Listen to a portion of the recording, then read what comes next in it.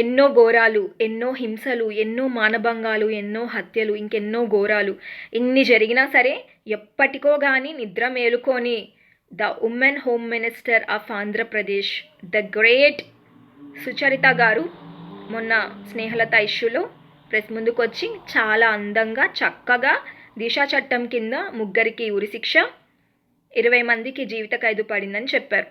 సుచరిత గారు, మిమ్మల్ని ఒక క్వశ్చన్ అడుగుతాను. నిజంగా అవి జరిగి ఉంటే ఏ కేసెస్లో ఏ నేరస్తులకి ఉరిశిక్ష పడింది, ఏ నేరస్తులకి జీవిత ఖైదు పడింది ఆంధ్రప్రదేశ్ రాష్ట్ర మహిళగా నేను తెలుసుకోవాలనుకుంటున్నా.